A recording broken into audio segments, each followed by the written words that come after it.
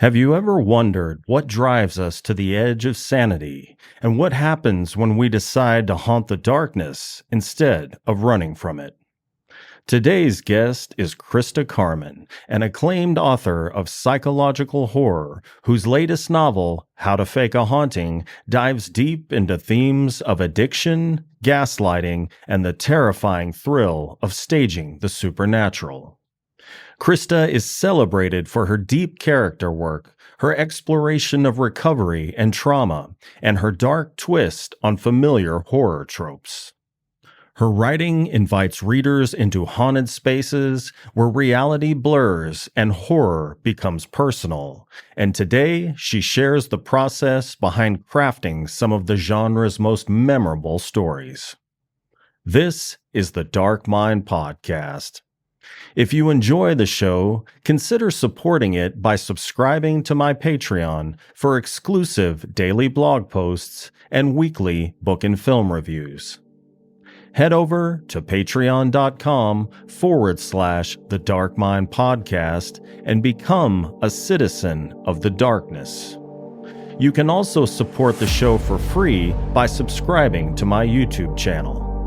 Your support helps keep the dark conversation alive. So without further ado, I give you Christa Carmen.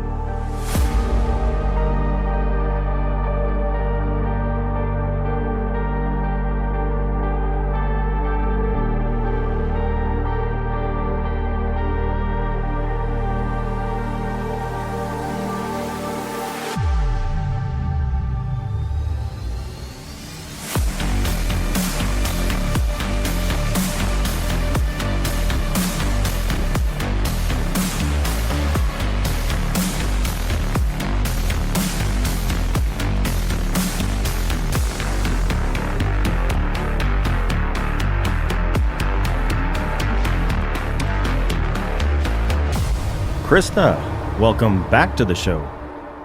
Thank you for having me. I'm thrilled to be back. I adore your show, so thank you so much. Oh, thank you for that.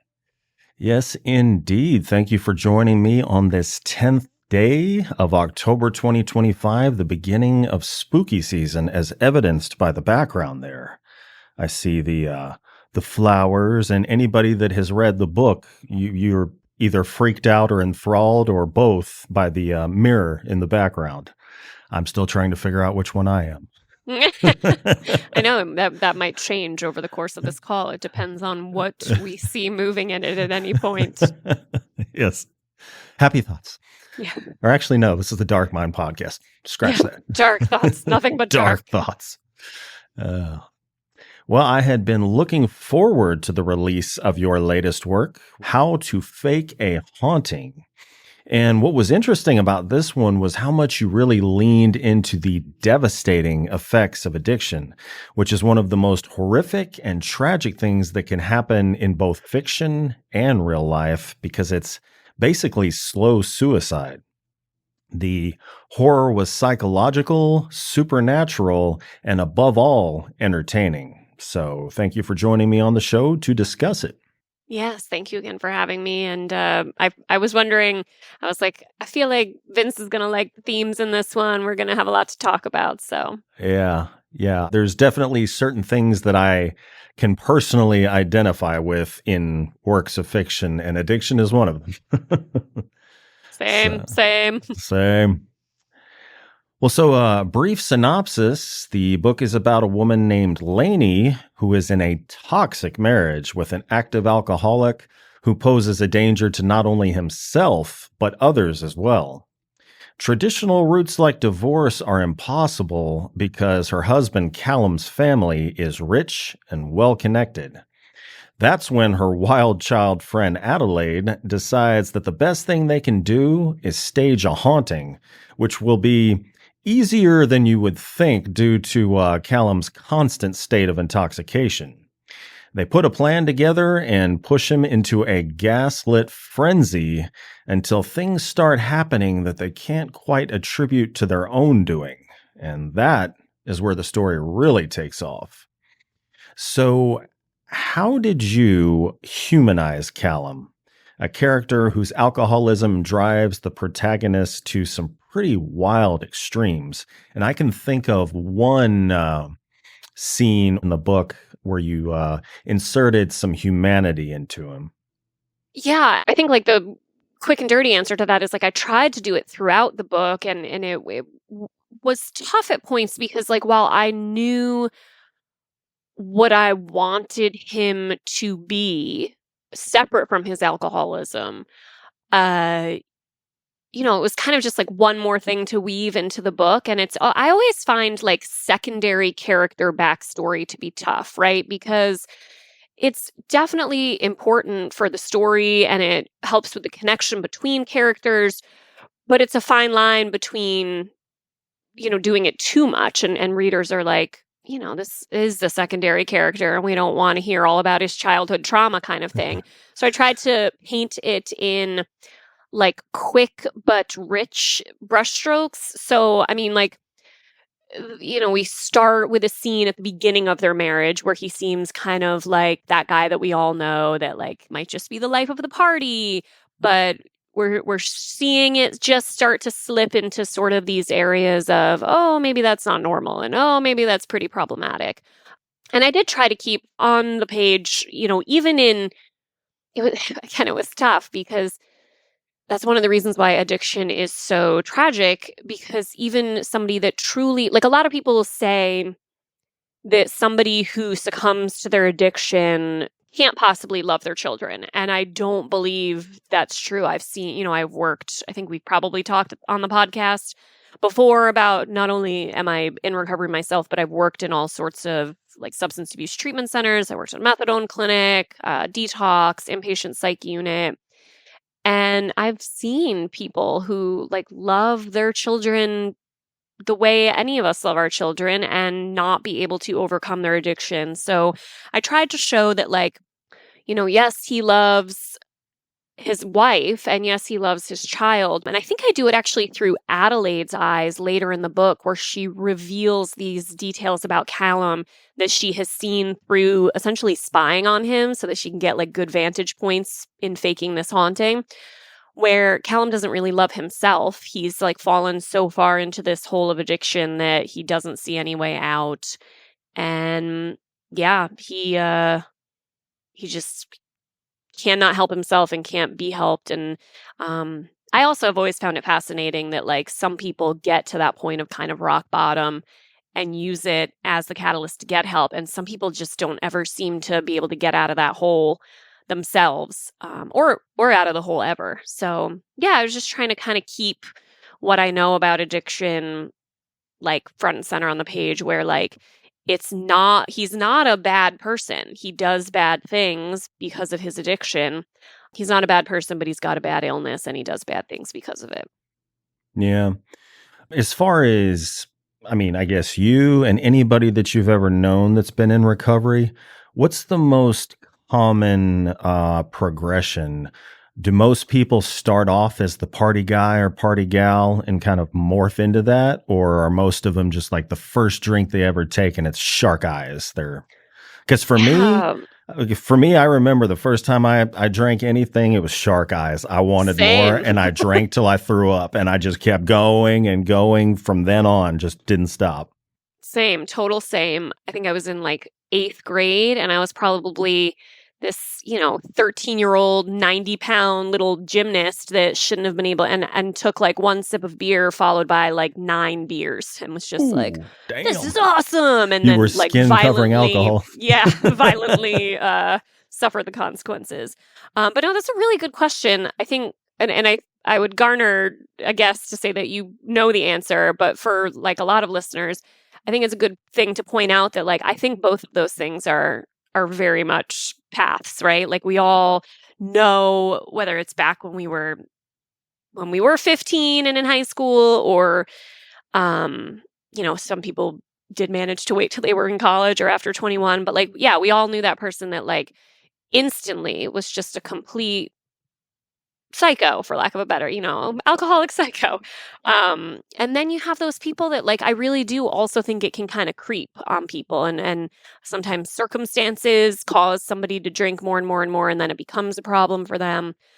So like in Callum's case, I wanted it to be like, I don't think Callum was the one drink shark eyes kind of person. I think then Lainey would have had a lot more red flags in marrying him. I think he probably was a bit of the party guy, but a lot of his family stuff seemed like it was good fodder for maybe having him become like a more, he's got interesting family members in that like they seem very much about appearances and their wealth and their connections, as opposed to kind of like doing the right thing. So I imagine that would be hard for anybody to have kind of like a normal, solid childhood, adulthood, young adulthood. So yeah, I think I just tried to set Callum up as somebody that like probably would have behooved him to like calm the drinking down after the college years, as opposed to like indulging. Yeah, I guess in that trajectory, there is like a point of no return. Yeah, it's like, man, if you would have stopped back then, Yeah, maybe you yeah. wouldn't have hit that. Right. And then and then like a lot, I also feel like too, a lot of times, when you get a little older, there's, who is it? Is it Taylor Tomlinson? She's a comedian that I love. I don't know if you've ever seen any of her stand up.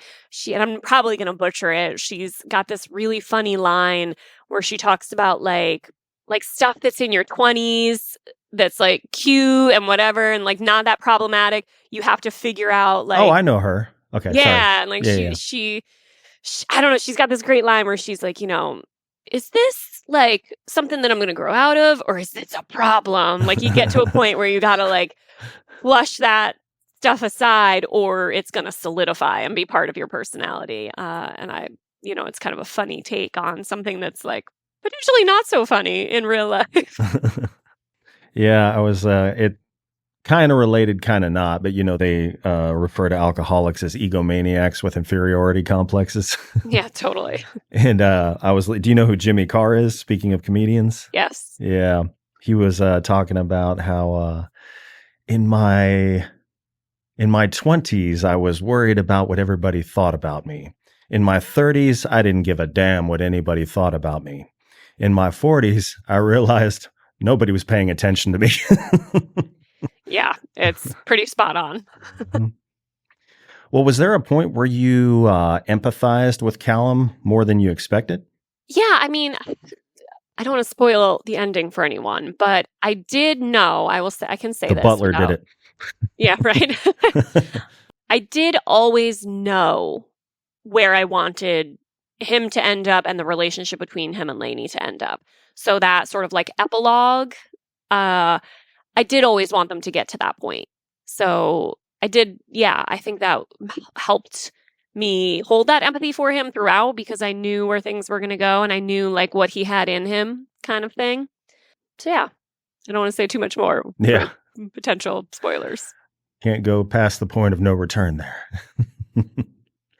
Yes. Well, what intrigued you about, I mean, I know gaslighting goes both ways all the time, but like, kind of the traditional idea from the movie and the book that it was based on, it's usually like a man trying to manipulate a woman. The kind of the reverse factor. What intrigued you about giving that a shot as a premise for a novel? Well, so it wasn't the like I can't sit here and say like, oh, I wanted to write this book because I wanted to turn the gaslighting trope on its head. I did definitely get like sort of the plot centric idea for the book first. Like I was like, oh, what would it look like if somebody wanted to fake a haunting in order to drive someone out of their house kind of thing. And then all the sort of like backstory came next. And it's actually right in a scene where I think it's Lainey and Adelaide go to a coffee shop and she's kind of telling Adelaide how that first night went where, they get very lucky and there's like a thunderstorm. And so like nature helping them out to have like a good first night of the first fake haunting. And she's telling Adelaide about it and she's sort of surprised by how much satisfaction she got from it. And I think like I, as the author, was like surprised in that moment as well. Like I think it was sort of happening for me as it was happening for Lainey on the page, where I was like, oh, this isn't just like a fake haunting, like plot driven book. This is like there's a lot of psychological warfare going on. And then I think later on, there's also a scene where Adelaide is sneaking around, like moving furniture very slightly. So that's like messing with Callum's mind. And Lainey says, like Lainey has some sort of internal thought of like, this is actually quite delicious. Like it's always the wife getting accused of being hysterical and you know that is something that I've been interested in for a long time in writing. I mean, I think it's a huge part of horror is that at this point in time, I think it's like a pretty tired, like I can't stand in horror movies where like it's kind of like a variation of the idiot plot where things only work because one or everyone in the story is an idiot. And in a horror movie, I hate where like the entire plot is being driven by the fact that just nobody is taking the woman, the wife, the mother, the whoever the female figure at the forefront of the story is. We're just not going to take her seriously. And it's like, I get that. I don't know. It's tough because it's like I do get that happens all the time. But I think we've seen that so much at this point that I like seeing when people do different things with that. So like in this case, I kind of went the complete opposite. Yeah, I definitely had fun with the gaslighting element. And I think too, the sort of moment where I had to kind of commit to it the most, and I was like, oh man, this is pretty nuts, is in the scene where they release all of these flies and they're hoping for sort of like an Amityville horror-esque type scene. And Lainey doesn't actually know what's happening. She thinks Adelaide has gone a bit rogue because there are way more flies than they had like agreed upon, and that like Adelaide told her that she procured from this online Critter Depot store. So she's essentially like walking through, and I thought about different ways to try to like, there didn't seem to me to be a good way for Lainey to acknowledge that there were flies in the house and still keep up the front of this fake haunting. Like I realized that like she was going to have to pretend like there are no goddamn flies in this house. And that was like quite a writerly interesting feat to pull off, because I was like, you have to make this as realistic as possible. But I feel like in the moment, like that would be quite absurd. I mean, she's like talking to Callum in their bedroom at one point and there's like flies crawling on him. And she's just like, there are no flies here. I don't know what you're talking about. And that was one of those scenes, and there's a lot of them in this book. And I talk about it again in the book through the dialogue of the characters. But one of the things I had to lean into really hard with this entire novel is that whole serial killer confidence element where like, and I have to say I'm a little pleased with myself because I have seen some reviews or like had people talk to me about, I do feel like I pulled it off a bit in that like, the idea of this book is quite bonkers. I fully acknowledge that the idea of anybody deciding that staging an elaborate haunting in their home to get rid of their husband, as opposed to like, even though I set it up so that his family's rich and influential, like in real life, she probably could have divorced him and gotten it. Like, it would have been a big old battle, and he did have super influential family members and he was rich. But like in real life, I don't know. I mean, I struggle with that because there are so many systems that are supposed to help women, restraining orders, divorce, things like that don't actually pan out, and make ideas like this fake haunting seem like a possibility. But I basically just decided that like, if I'm going to pull off this bonkers but fun idea, I'm going to have to commit to it, and I'm going to have the characters commit to it. And what came to my mind was like, I do a true crime podcast with Matthew Brockmeyer called Murder Coaster, and we cover just like crazy true crime stories, crazy like supernatural things, mysteries, unsolved cases, whatever. And one of the things, I mean, I've been doing it for over 2 years now, and one of the things I'm always struck by, and I think a lot of people are struck by with these serial killers, especially when you say, like, how could somebody have gotten away with that for so long? How could somebody have snatched women in plain sight and not been caught? How could Ted Bundy remove a woman from a crowded, beach area where everybody was like right there getting in and out of their cars going to the beach? And I really do believe that there is an element of, I dubbed it super serial killer confidence in the book, where it's just like fake it till you make it on steroids, where if you just commit to something so fully, 100%, give it your all, like, probably forever, no, probably not forever. Even Ted Bundy got caught eventually, but like you can get away with some wild shit. And that was kind of at the basis of this. Con man is short for confidence man. Yeah. You know?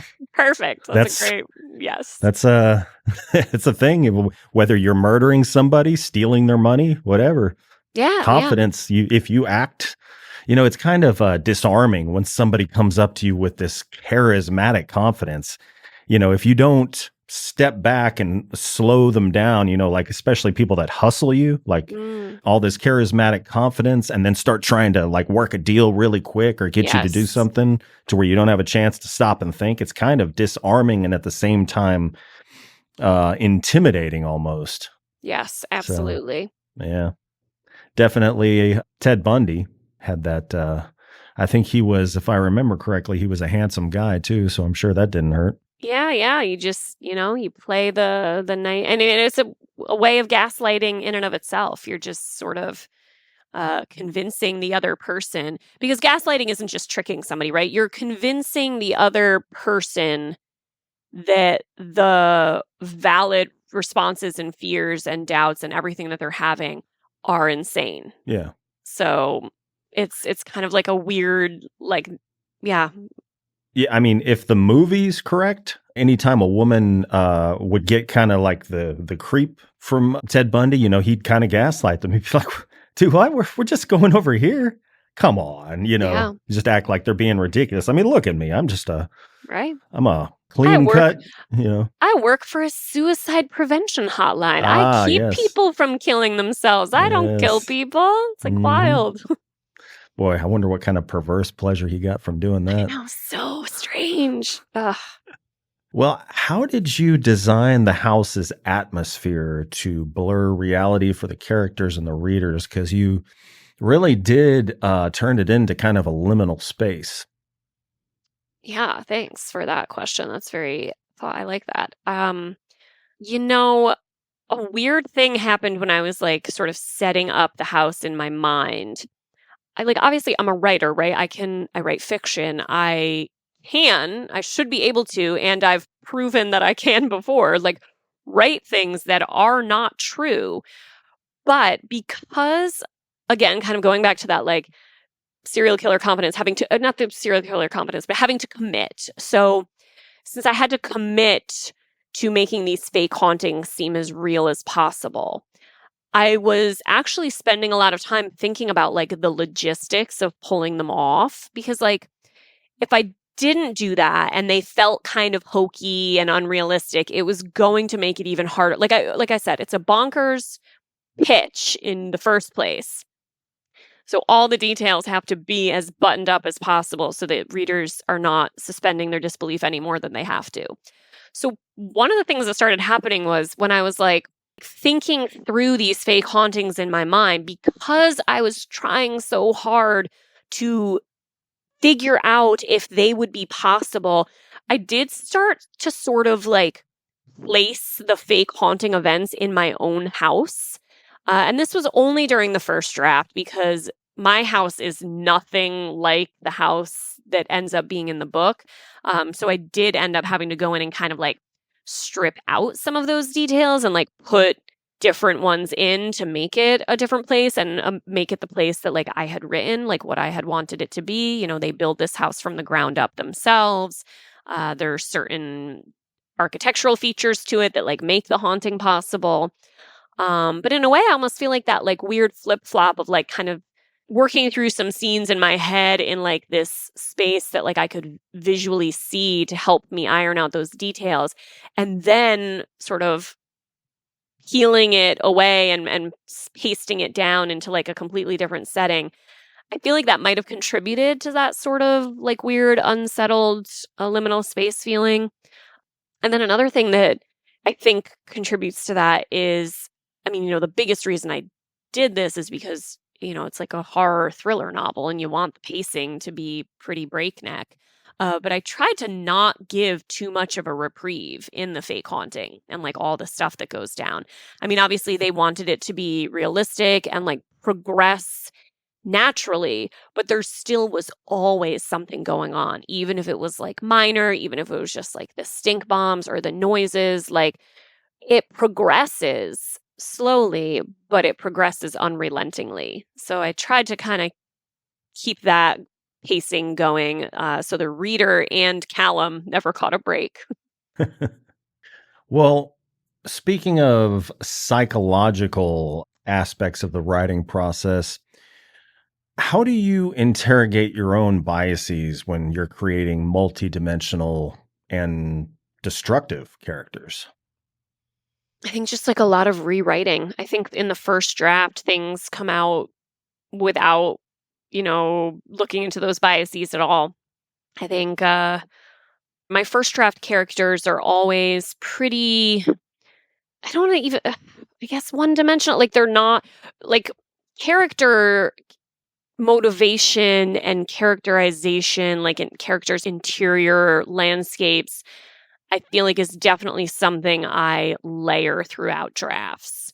So yeah, I think anything that just kind of came out on a first draft that wasn't like my best work in terms of, being a bit either stereotypical or not like deep enough, like a fleshed out real human being, I try to just like work and work and work and work and keep, building them out into being those real people.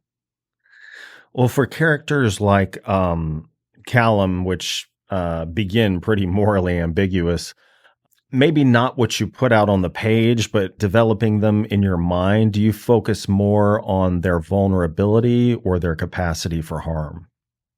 It's a tough one. I guess maybe both. Yeah, I mean, I think you never want to let go of their vulnerability and humanity because then you end up writing like a caricature villain, like a Cruella de Vil. That's just like murder all the puppies. Well, just like they're just more of like terrible. a ratio, like 20/80, 30/70, something like that. Okay, yeah. I mean, I guess probably Callum is like, I want to say that he's like 30% human, vulnerable, person that he is outside of his addiction, and 70% his addiction.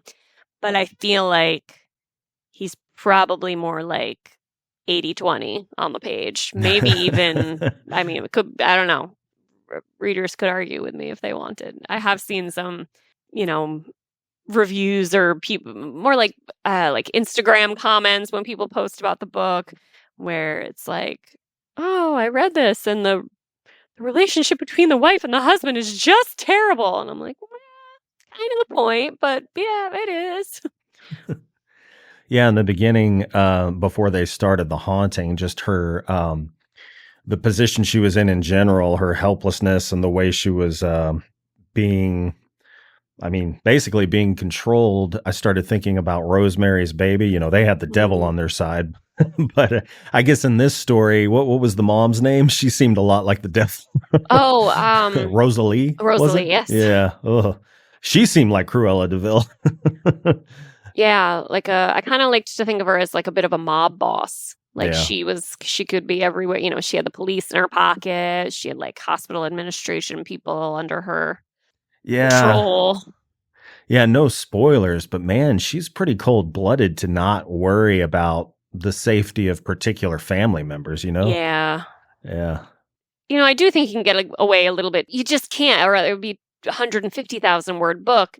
You can't put backstory for every secondary character on the page. And I did feel like with Rosalie, like, yeah, maybe she was a lovely person at some point, but she kind of sucks now. And we can kind of just keep it to how she sucks.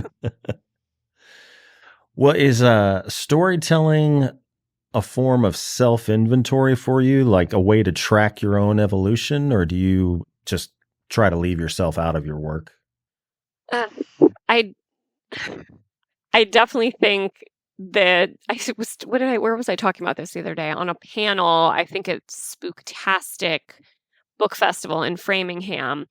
I was actually moderating a nonfiction panel of nonfiction horror writers like J.W. Alker and the creator of the Lore podcast was there, and Emily Hughes, just some really cool people that write more nonfiction. And we were talking about like, I posed the question to them, like, do the books that you write mirror your own fears kind of thing? And they were sort of like, I was actually surprised.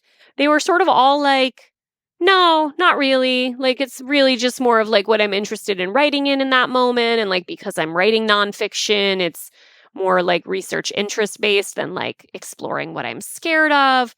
And I was like, huh, that's interesting, because I feel like with my books, you can like track my own life cycle, like my own, like, I mean, like my short story collection is a whole bunch about like addiction horror, recovery horror. I was very new in early recovery then. There's like marriage, like bloody marriage massacre horror stories. I was like about to get married. There's yeah, and then like all the way up to like now I'm a parent, and there's like much more parenting, motherhood fears horror that I write. I mean, I haven't written nearly as much short fiction lately, but one of the short stories, I think it's in an antho that's coming out this year. It might be early next year at this point.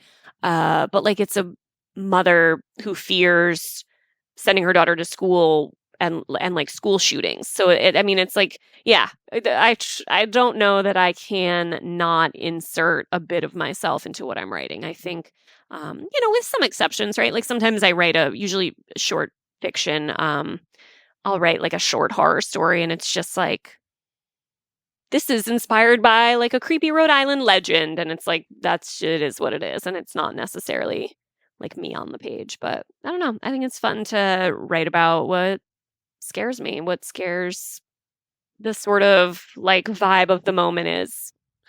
Well, speaking of that, do the quiet or the terrifying moments haunt you more when you're writing? I think Quiet horror. Yeah, I think for this, because I got to tell you, that mirror is freaking me out.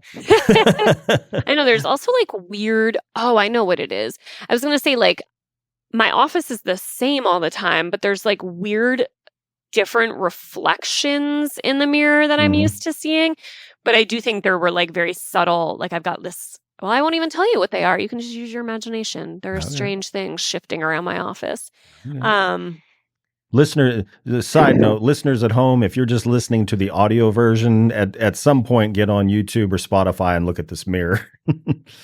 That arrived at my house this way, weirdly, the same week that the book was finished in copy editing and going into production. So that was a strange little twist. Quiet horror. No, I kind of think it all affects me the same. Like I was going to say, I feel like there's very much one scene in this book that was the hardest for me to write. I don't want to spoil it, but I will say, like, it's basically the most horrific, sort of like gory scene of the book. Again, I won't spoil it, but if people want like a benchmark in case they're reading the book afterwards, I mean, the Lainey and Callum eventually have a husband and wife team. I won't even say what they do, but they eventually have this husband and wife team come to their house, and they have a process for getting information involving a mirror that's laid flat on a table, and smoke and some situations with some weird kind of like ritualistic whatever.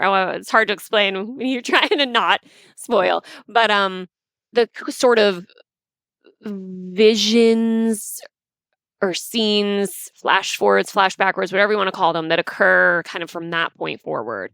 I want to say that, like I was going to say that those were the toughest to write because they were like pretty harrowing. And yeah, but then the more I think about it, like I do think those quiet moments were maybe just as I try to insert dread into those quiet moments. And I do feel like dread can be just as strong and horrific of an emotion as outright horror. So yeah, I plead neutral. They're both the same.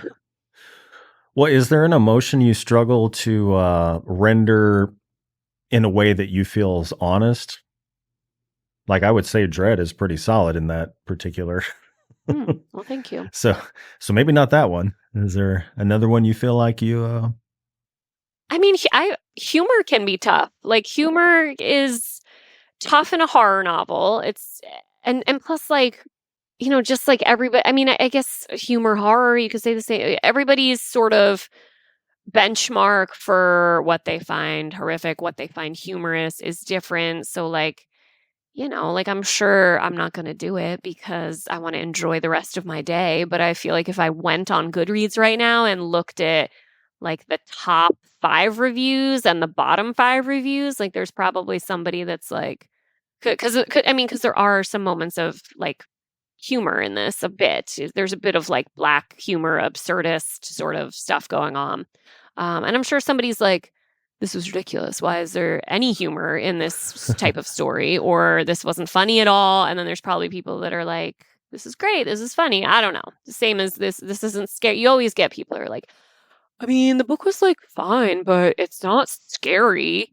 It wasn't scary. And I'm like, well, everybody has a different. And they talk like that. Right. This book was fine, but it wasn't scary. God, everybody that doesn't find it funny is Napoleon Dynamite. Yes, exactly. I was just going to say something else about the humor, though. Oh, I was talking to on another podcast about one of the moments that I just like personally found the most funny because I felt like it was the most realistic. And you can fight me all day on like, if I'm sure again there are people that want to be like, humor. Some people do not. Let me put it this way, and I know this as a horror fan, a horror film fan.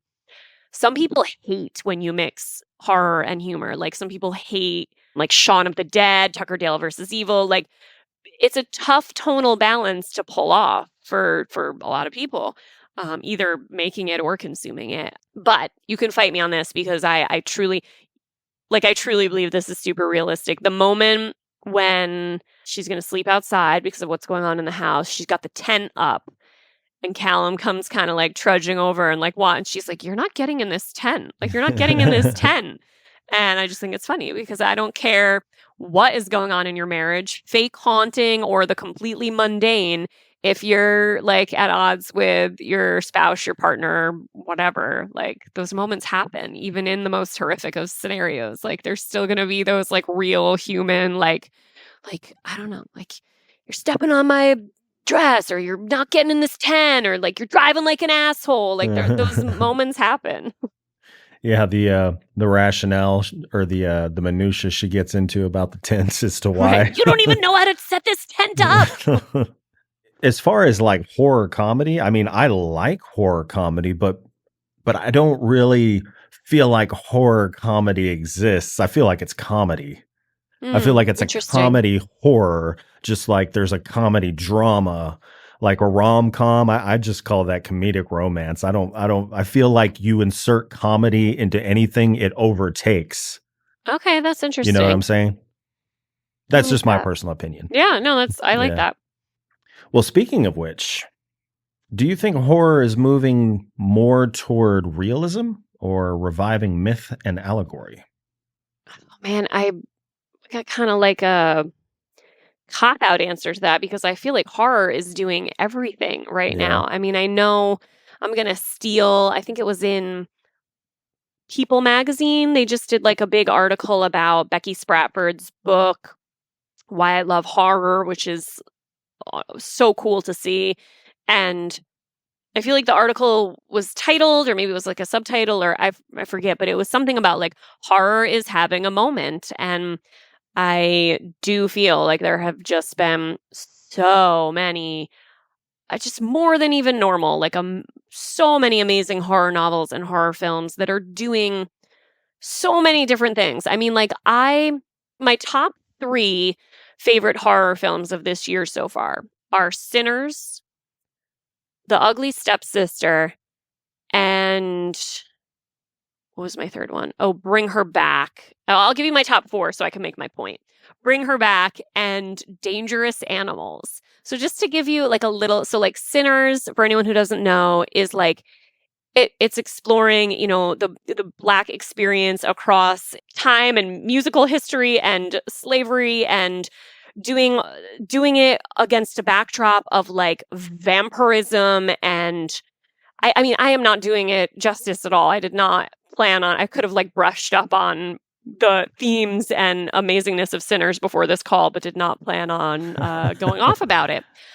So that's like doing all of that amazingness.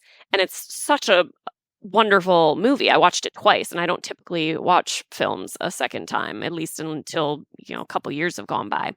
And then one of my other favorites was The Ugly Stepsister, which is like this commentary on like women and what women are supposed to be and what a real woman is supposed to want. And it's also incredibly gory and incredibly effective body horror. And then Bring Her Back is sort of this like grief horror at its strongest, and just like socked me in the stomach when it was over. And then Dangerous Animals is like a serial killer shark movie mashup. So it's like those are like my 4 favorite movies this year. So we've got like creature feature, we've got body horror, we've got like, social commentary, and it's just obviously, right, since this is the genre I'm so firmly in and love to write in and love to read and love to watch, it's not a surprise to hear me say this, but I do just think that horror is the most suitable and most enjoyable genre to like analyze whatever you want, explore whatever you want. I mean, yeah, can you do it in just a straight literary way? Sure. It's probably not going to be as fun. Probably not going to have some crazy dude with an Australian accent hanging people over an ocean with sharks jumping. It's probably not going to have the scene in Sinners where the dancing is reminiscent of like every style. And have you seen Sinners, or am I No, just no. Have you seen Sorry. any of these films, or am I just like going off? it has been forever since I've seen any movie. Bummer. Well, I gave you 4 recommendations. Yeah, I'm gonna get on it. Yeah, I forget what they were talking about. I was at the Texas AuthorCon. They were talking about horror in general, and there were panelists from different genres, and Rebecca Rowland was on the panel and was kind of ribbing the romance authors a little bit. And I was thinking in my head, it had something to do with, why do you prefer one over the other? And I'm just like, well, if literature is a amusement park, I'd rather ride the roller coaster than the teacup ride. Yeah, I love that. That's exactly how I feel. Yeah. Well, is there speaking of all those, grief horror, all those different subgenres, is there a subject you're itching to write about but haven't tackled yet? Yeah. Are you going full comedy horror, Shaun of the Dead? No, I'm not. Well, that's entirely. Tom Dede is a friend of mine and a wonderful editor and a wonderful writer. And he put out an anthology last year called The Rack. And then this year is the sequel, The Rack 2. And it's horror stories inspired by like vintage horror paperbacks. And so I actually did write like a funny sort of Tucker and Dale versus Evil mashed up with like the bloody wedding massacre movies of the 80s, mashed up with like Ready or Not, which was that horror movie, also horror comedy with Samara Weaving in like the wedding dress. You probably have seen the movie poster. If you Wait a minute. What was it called again? Ready or Not. The Game with the Family? Yes. I have seen that. I love that movie. Hail Satan! Yes, it's so good. Actually, I just said I don't rewatch movies often. I did just rewatch that one the other day. I saw that a long time ago. It's been a while. There's going to be a sequel. They like wrapped filming on it this year. I don't know when it's coming out, but I'm excited. Interesting. But like the stories that I wrote for The Rack, and I'm also, lucky enough to be in the rack 2. I'm excited. I feel like there's maybe the one for rack 2 isn't quite so humorous, but I do think that I do enjoy writing a bit of that like absurdist black comedy. But no, to really answer your question, my big work in progress right now is kind of a different vibe for me from the last 3 novels. It's much more of like sci-fi, body horror / like I don't really know what to call like, and I hate comparing something to like Dan Brown's Da Vinci Code, but that sort of like intellectual, like artifact chase kind of thing. So yeah, it's like all of those things in one. So it's been fun. And then I do have another novel, like synopsis out, if that's a word. It's not really outlined, but I have a synopsis for something after that is kind of a mashup between motherhood horror, grief horror, and like post-apocalyptic or maybe just apocalyptic horror. So yeah, I do feel like I must have wanted to branch out a little bit because I feel like this book and the one I'm working on right now and then the next one are not really like gothic, Christa type horror. So but I'm having fun with them. Is there a particular author that kind of inspires you to push your boundaries or take some risks? All the time, but like it can always be different. Like sometimes I pick something up and I read it and I'm just like instantly like, oh, I read people all the time and I'm just like, oh, I wish I had done something like that, or I love that so much. I just want to read it again, or like tell everybody all about it and scream about it from the rooftops. Trying to think like, yeah, I don't know. I think it's much more of like a collective kind of like I'm always just feeding the fire with different experiences and reading as many people's books. And I try to read like as many different, there are some things I unfortunately kind of don't ever read unless it's weird. Like I have a friend who writes fantasy. It's not normally my go-to genre. But I've read all her books and I love them. So I do feel like I read a little bit of everything and I can be inspired by anything. Yeah, it's much more like a general, just like whatever the vibe. The best thing I could say is it's like a collective inspiring. Like I've read all these things and now I want to do this. I don't tend to be like, no, this one author is somebody that I want to keep trying to like emulate. What kind of regressing back a little bit, I was curious to know, because I'll tell you the answer to the question as far as I'm concerned. Has your recovery journey changed your appetite for darkness? Are you kind of shadowboxing old fears?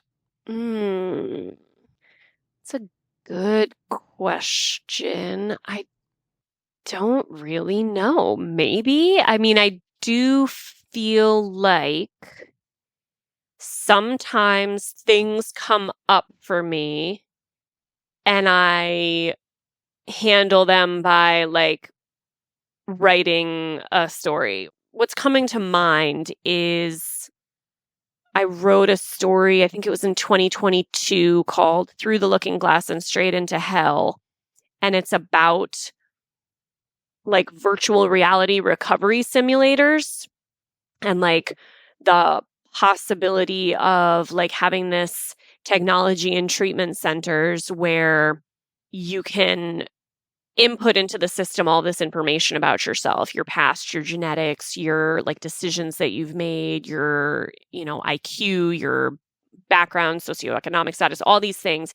And it sort of like spits out different possible recovery pathways based on like decisions that you could make.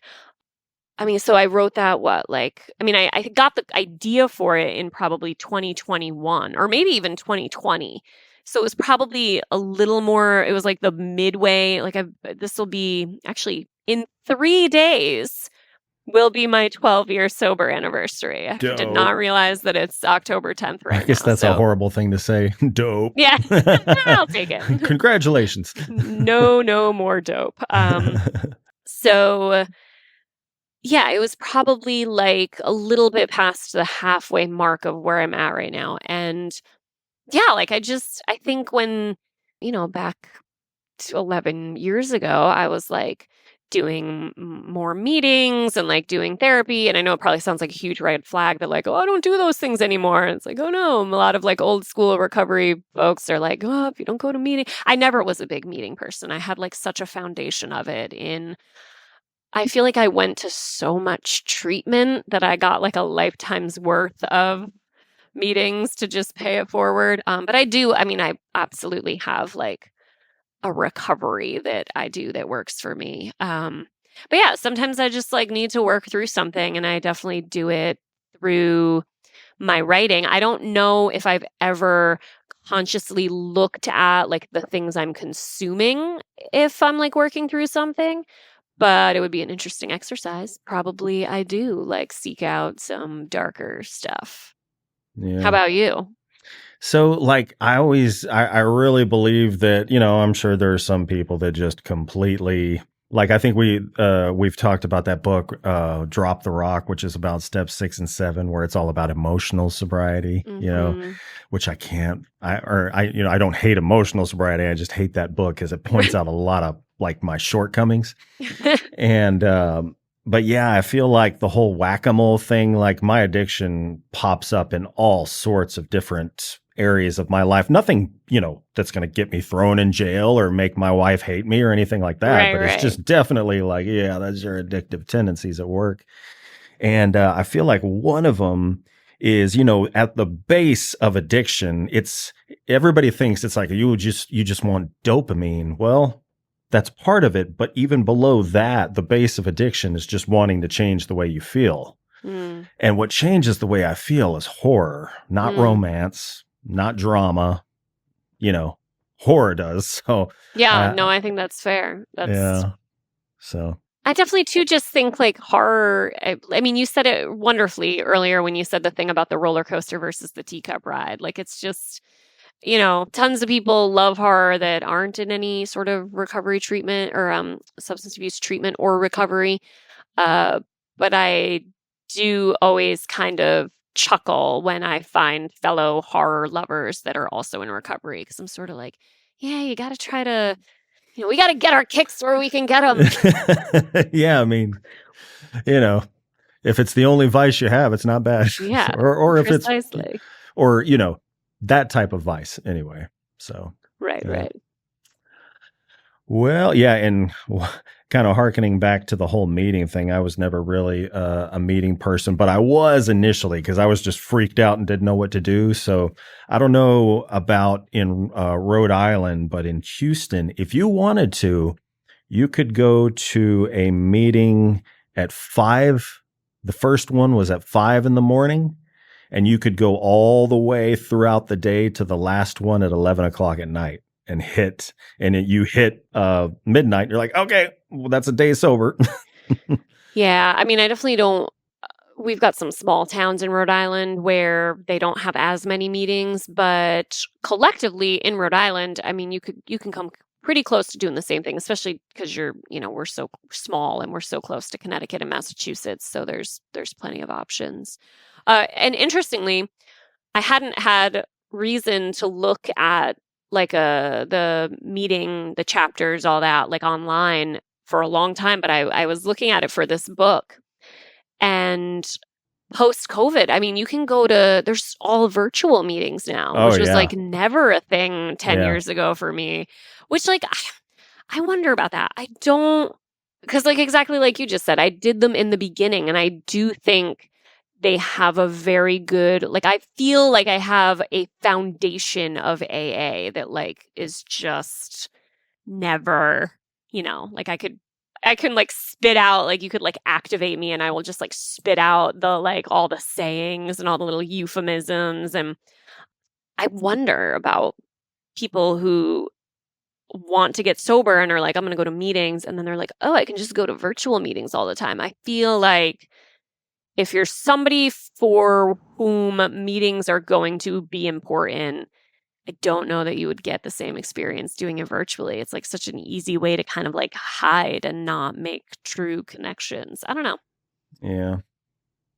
Yeah, I just eventually, and it may have been the meetings I was going to or the particular people I was hanging out with, but it eventually got to the point where, yeah, they were sober, but they were not a good influence to be around. Like Yeah, yeah, yeah. I, I would still be in the same horrific relationship dynamics as I was before if I was spending time with these people. Right, right. I would not be married.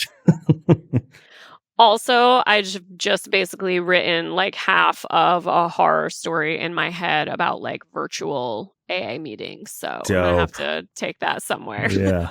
Write that one Oh, down. I have a terrible memory these days if I don't write everything down. I thought of an amazing short story idea the other day, uh-huh. and I was like, oh, I don't need to write that down. It's so good. I'm going to remember it. And I have zero recollection of what it was. Like none. Yeah, I had a TR Napper on, and he had this blog post. I don't know if it was 5 things, 10 things. Let's just say 5 things from the masters that you should completely disregard. And one of them was Stephen King's statement, like keeping a notebook of your ideas is a great way to catalog bad ideas or something like that. It's basically saying if it is a good idea, it'll stay with you. It's a Yeah, bad idea see, to write. But no, that's what he's saying in his blog post. He's like, gotcha. that is completely wrong Yeah, because agreed. nobody is Stephen King. We're like, Stephen King is a freak. He just thinks of ideas all day long. The rest of us need to write that shit down. Right. No, agreed. I also just have a crappy memory. Like Yeah, I will that too. forget Yeah. whatever. Ugh. Well, when it comes to stories about addiction, guilt, and escape, how do you avoid kind of slipping into sentimentality? Because there are, heartfelt moments in the book, but I could totally see, especially something you connect with like addiction, getting very morose or the characters like just kind of living in self-pity. Yeah, I think that's kind of another one that is just like rewrite, rewrite, rewrite. Like I think there were some scenes that also it's tough when you're writing about a child, right? And I actually find children really difficult to write, even though I don't even know how I wrote them before I had one, and now I at least have a daughter, and I still sometimes struggle to make it's tough to again, I keep coming back to this, but like Beatrix is essentially a secondary character. Like she's got a lot of page time, but she's also a bit off screen, but she's always kind of present. She's like dictating what happens in a lot of ways. But it's hard to not make scenes with children. Like it's hard to not fall back on sentimentality with kids. Like even something as simple as like, she's got like a little stuffed whatever koala and you can like overdo something like most children, if not all children, have like a stuffed animal that they carry around. So it's like definitely very realistic, but it's also definitely like a way on paper to like signpost innocence very quickly. Like there's like a reel of like different little kid figures from literature, like with their whatever their little stuffed figures are. Everything from like the little Charlie Brown figure dragging his blanket around. I mean, it's like a way to signal childhood innocence. So you got to be careful not to like lean too hard on those signposts with children. Yeah, I think I just sort of tried to iron that stuff out as I rewrote and rewrote and rewrote. Has having a child created a permanent or maybe a fluctuating change in what you will write about and where you'll go in stories? I think so. I mean, it's the proportion of my life that I've like had a child versus not. Obviously, like my daughter's only 5. So it still feels kind of like this novel new thing that like does inform the way I approach different things. I will say like it is wildly different. We talked about like mostly what I like to watch. It's rare that I watch something other than a horror movie. It has to be something that like I've heard a whole bunch. It's weird. I read all like if I heard about a new literary whatever, I'll pick it up instantly. But somebody has to tell me to watch a non-horror movie like 87 times before I'm like, fine, I guess I'll give this a chance. Um, but so I watch obviously mostly horror, and I feel like having a child makes me like a different kind of horror movie watcher. It I don't know. I mean, it seems obvious, right? But like even like I saw Train to Busan and I rewatched it the other day, and I do not like I remember loving that movie the first time I saw it, but like the whole storyline of the main character and his little girl didn't really affect me, and I like finished it the other night and I was just sitting there with like tears streaming down my face like I don't remember crying the last time I watched this. And it's like, yeah, because I kind of just like before that was just one of many details. And then like watching it as a parent, I was like, oh, this is just a movie about a father and his daughter. Like everything else is kind of secondary. So but yeah, I think it's in what it affects what I'm writing, it affects what I'm watching, and it affects how I'm doing both. Gotcha. Well, it's escaping me at the moment, but you were either in or possibly edited a collection of Rhode Island writers. Yes, Is that both. correct? I edited it, and myself and Both. my Okay. co-editor have stories in it just because we wanted to, flesh out a bit more of the female representation from Rhode Island. Gotcha. Well, so I've never been there, unfortunately, but everybody I know that lives in Rhode Island or has been to Rhode Island says it definitely has this feel to it. And, you've got the whole Lovecraftian legend and aura. I was wondering when it came to the subject matter of the stories, were there any common anxieties or obsessions that you saw come through the stories of the Rhode Island writers? Ooh, well, think, I mean, part of my answer is being colored by the fact that at least this last one we did was like very themed.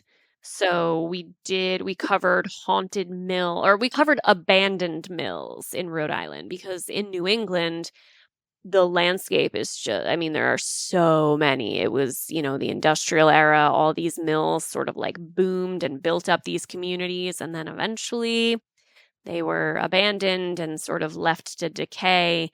And they now are either completely repurposed as like artisan spaces with like, co-ops and farmers markets, or they're turned into apartment complexes, or they're just completely abandoned. So I think everybody had a lot of fun playing with that theme for the last anthology that we did. And then we are doing a third, like the third and final. We're doing kind of like a trilogy. So the first one was just We Are Providence, and it was like general Rhode Island and New England horror stories. The second one was the abandoned mills. And then I can't say the third theme yet. But we are getting the stories in now. Our submission window, it is unfortunately like a closed submission window for just this like group of Rhode Island writers that we've all been working together for, years now. But the submission window is a little more than halfway through, and it's quite exciting to see what these Rhode Island writers are doing with a new theme. So hopefully we'll be bringing that to people soon. Well, you mentioned it earlier, but what is the latest with the Murder Coaster podcast? So Matthew is great, my co-host. This is my third novel, How to Fake a Haunting, and so Daughters of Block Island came out December 2023. Beneath the Poet's House came out December 2024. So each of those months, we kind of devoted the month to. So Daughters of Block Island was so now I'm like forgetting what we actually covered with Daughters of Block Island, but maybe we did the Gothic, or we did. Oh, I think we covered Rhode Island lore because Daughters of Block Island was set in Block Island. So we did like Mercy Brown, the Rhode Island vampire legend. We did other creepy things that had happened in Rhode Island. And then for Beneath the Poet's House, we did a whole month of like Edgar Allan Poe. So we like covered Poe. We talked about Sarah Helen Whitman. We he just like really leans in hard to whatever the kind of theme of the book is. So then for October, for the release of How to Fake a Haunting, we're doing kind of like a month of ghosts. So as you can see here, we're covering Amityville. And then we actually haven't posted like all of the rest of the October episodes yet. So we have Liana Renee Hyber and Andrea Janes for an interview for their new book, America's Most Gothic. Matt's going to do an interview of me. We have the history of the ghost film. He gets all the credit. He does all the research. I'm sort of just the like, I don't have enough time in my life to like contribute as much as I wish I could. But it works out quite nicely. He, he's the visionary behind it. And then I just contribute my voice talents each week. Indeed. And my insights. And yeah, it's fun. Cool. Well, somehow I forgot, but I meant to ask you if you wanted to read a passage from the book. Oh, sure. I can do that. I think I have something right here because I was looking at it just the other day. So what I like to read from when I read from this book is it's pretty far into the book. It's about the 2/3 mark, and Lainey and Adelaide have really done a great job with the haunting, but then they had a little bit of a hiccup and they're sort of back on track now, and they've decided that they need to like go full throttle.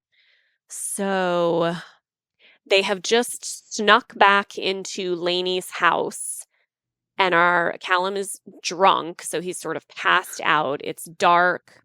So I'll give you like the setup and then I'll read what happens. So they've snuck into the house with backpacks. They go downstairs and they place candles on the island and they light the candles. They get the Amazon Echo smart speaker ready. They get the television in the living room ready.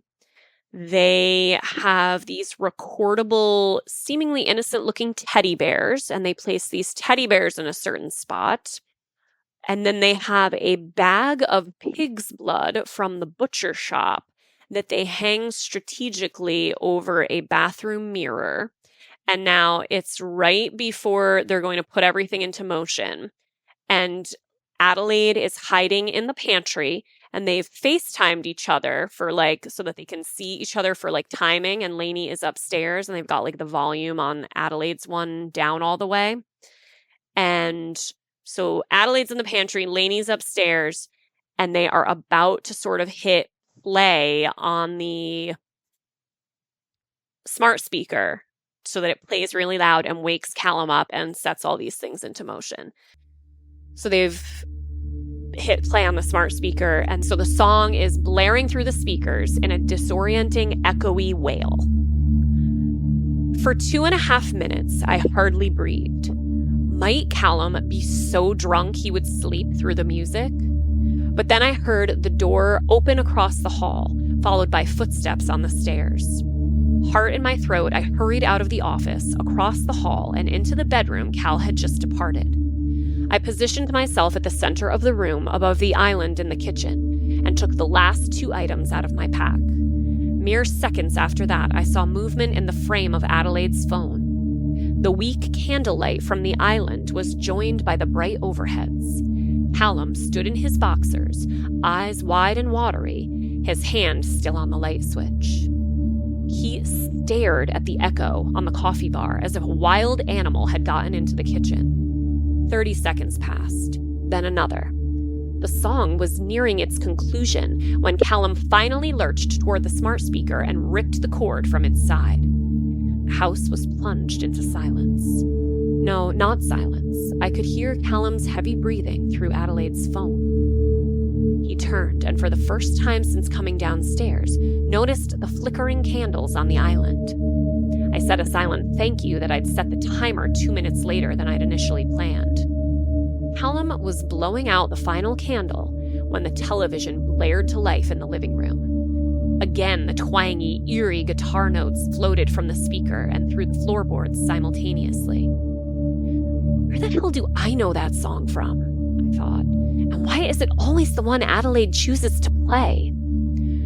Callum whirled toward the hall, but I saw the terror on his face before he turned. A second later, the screen went dark. However long it took Callum to get to the living room and find the remote was as long as Adelaide would have to relight the candles, trip the sensor on the object in the playroom, and return to the pantry without being seen. 10 seconds passed, then another. The song stopped as abruptly as it started. A jerk of movement, and I was looking through the crack again. Callum was standing in the entrance to the kitchen, staring at the relit candles with abject horror. A guttural chanting started from the playroom. Whispers layered on screams, layered on whispers, the language indecipherable. Not loud enough to hear from one floor away, but chilling enough through the phone speaker alone. Adelaide tilted the screen just as Callum batted at the light switch beside the playroom, but the angle wasn't quite right. I knew Callum was face-to-face with one of two identical recordable teddy bears with light-up eyes, the other of which was in my backpack, but I'd yet to see them for myself. Adelaide had programmed the bears with a track from some horror sound effects channel on YouTube, set the track to begin after 45 seconds of silence, and wrapped the stuffed animals in black towels to cover their sensors, all without me being present. From the sound of it, bear number 1 had done its job. I was so fixated on Callum's high-pitched screams, I almost forgot to employ the magnets. I lifted the 2 high-powered cylinders, pulled the protective caps off their north poles, and slammed them into the floor. The sound of the 6 candles with magnetized bottoms shooting up to the ceiling was like firecrackers. I left the magnets in place while I listened to Callum's shouts of fear, then turned, placed one foot on the footboard of Cal's bed, and used my body weight to knock first one magnet, then the other onto its side, severing the attraction to the South Pole magnets in the candles. I heard them crash to the ground. There wasn't a second to waste. I recapped the magnets, stuffed them into the pack with my phone, and pulled out the towel-wrapped bear. I sat the stuffed animal at the center of the bed, pulled off the towel, and stepped back. As I waved my hand in front of its face to activate the sensor, I got my first look at the bear. It had fuzzy chestnut fur, pink paw pads, and a pink satin ribbon around its neck. It was both the most nondescript stuffed bear in the world and so familiar that I choked on the memory. Every decibel of sound in the house whooshed away, replaced by a long, rising wail in my brain. It's not the same bear. It's not the same bear. A brown bear with pink paws is probably the first thing that comes up in a Google search. This rationale didn't help. Neither did the fact that, while Adelaide knew about the bear's connection to what I'd done, I'd never told her what it looked like. But you told her where you buried it. Might she have dug it up? I pushed the thought away. I don't know how long I would have stood there, staring at the past, the blood rushing in my temples, if Callum's footsteps on the stairs hadn't roused me from my stupor.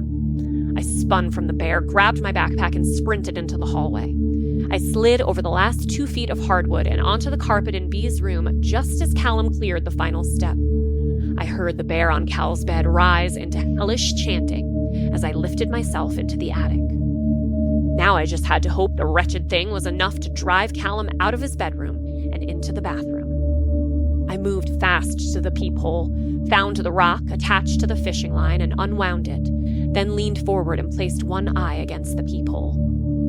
Callum practically fell into the bathroom, slammed the door, flipped on the light, and stood with his hands on his knees, panting and crying and swearing. "What the fuck?" he cried. "What the fuck? What the fuck? What the fuck? What the fuck is happening? What the fuck is happening to me?"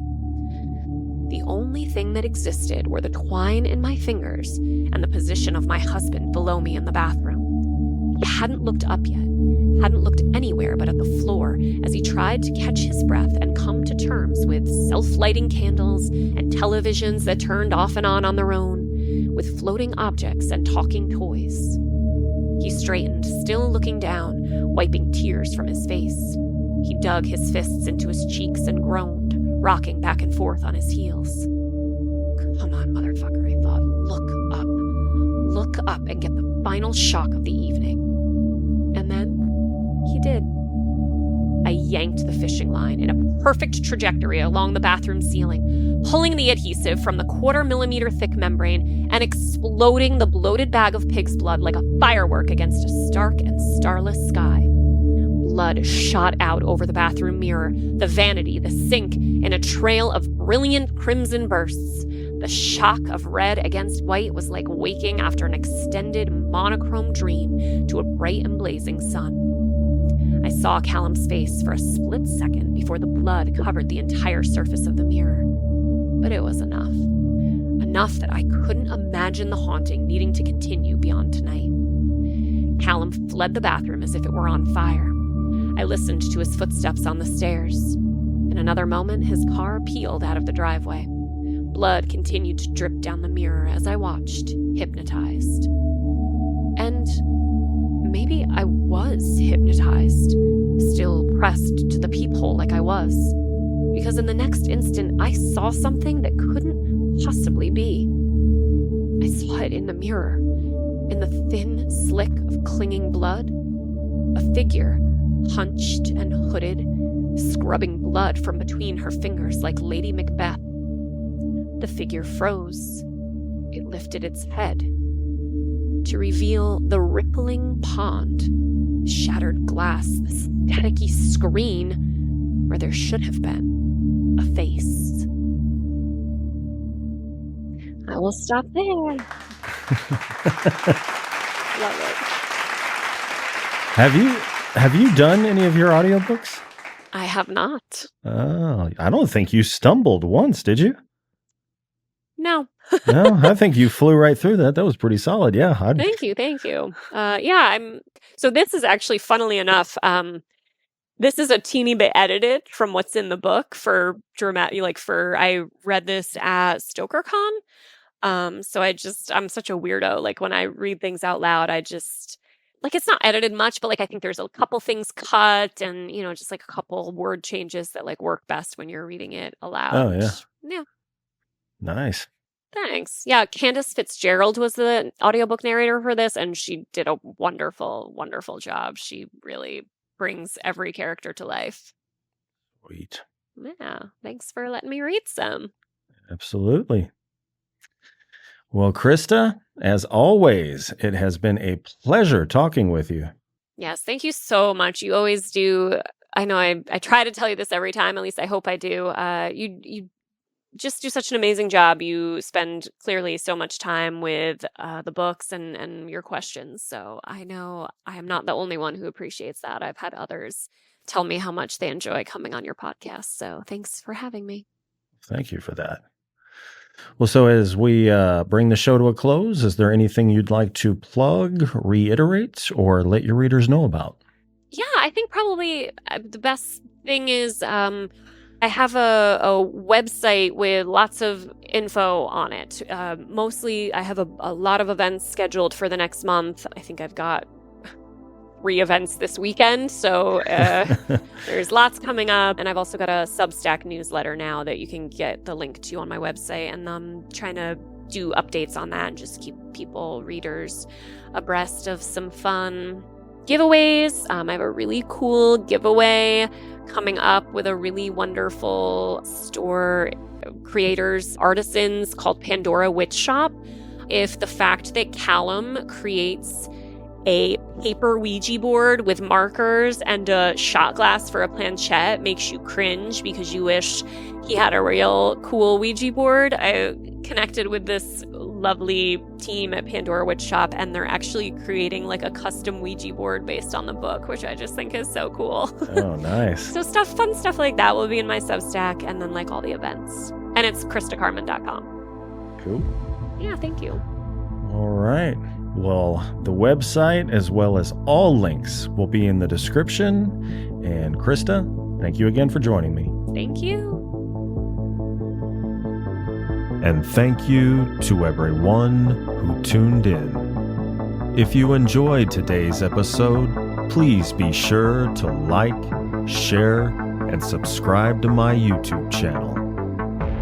Be sure to tune in next Tuesday for a new episode featuring the best and brightest authors and filmmakers of dark literature and film. So until then, stay healthy, stay sane, and as always, thank you for listening. See you next time.